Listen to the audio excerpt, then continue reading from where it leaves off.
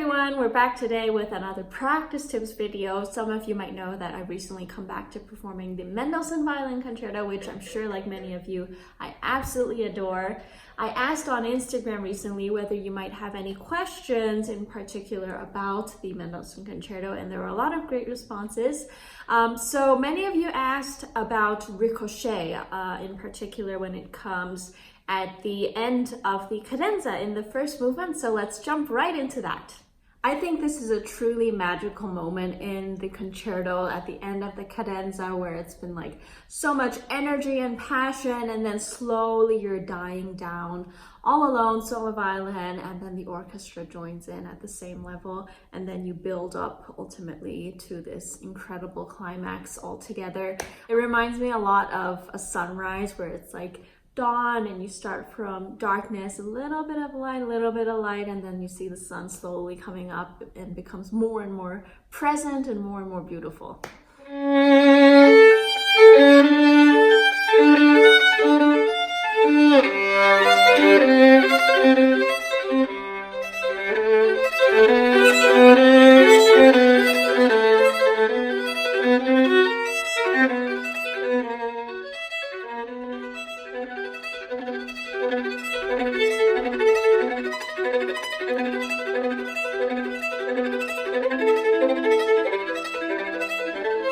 There are a couple important points to remember for this place in particular. The Ricochet here is in pianissimo. You're not the main theme here. So just remember that you're actually in the background. Of course, you want to pronounce all the notes, but I try to do this in a very light way rather than just like trying to show off the Ricochet. So kind of make it all blend very well with the theme in the orchestra. Second very important thing is placement of the bow. This is kind of similar to the spiccato video that I did initially, where I talk about the place, like kind of the sweet spot of the bow is very important.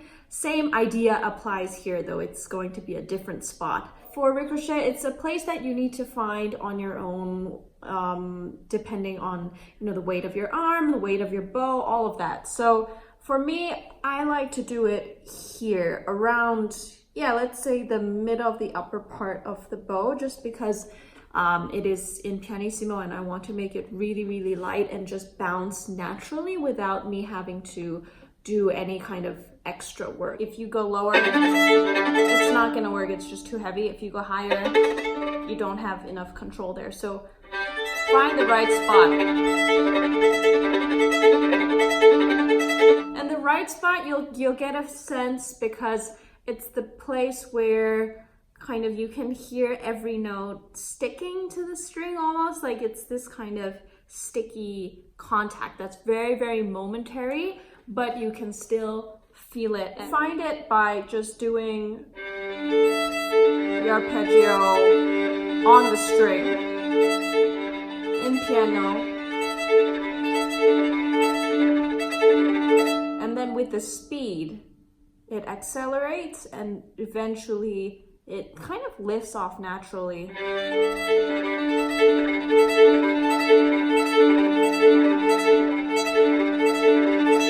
So that's a very light motion, and I'm not moving my elbow very much. I'm really just doing it all from here and the wrist, I guess. The two most important notes are the bass and the top.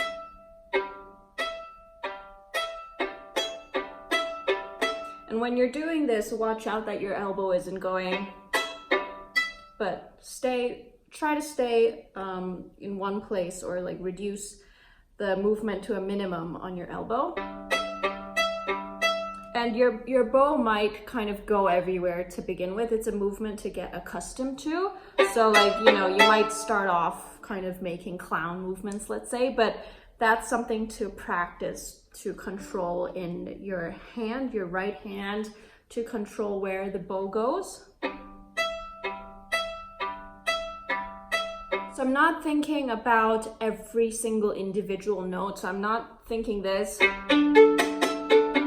but I'm thinking more that the inertia should start from the bass and the top, and that's what gives me the initial kind of push in order to make the rest of the notes come naturally. And I think a lot of times we forget to pronounce the up bow, but it's just as important as the down bow.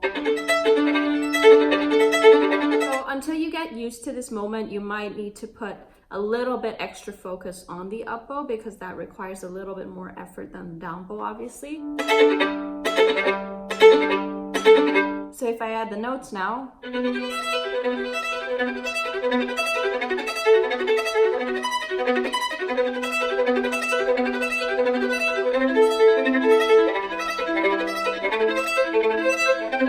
For your left hand, it's very helpful just to think of it as chords so that you're preparing your left hand in advance.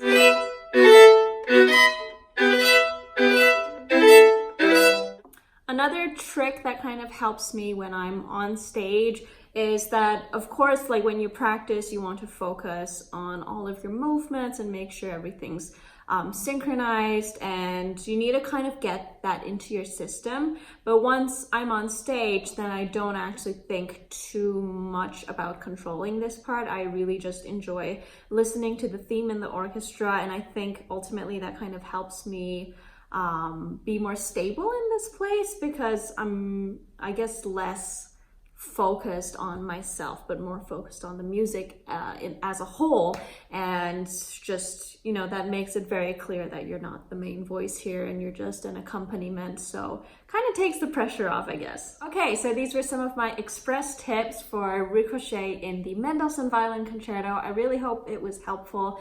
Let me know if you have any questions or if you want me to focus on another part or another technique in the next video. Thank you so much for watching. Don't forget to follow or subscribe if you'd like to see more videos like this, and I will see you very soon.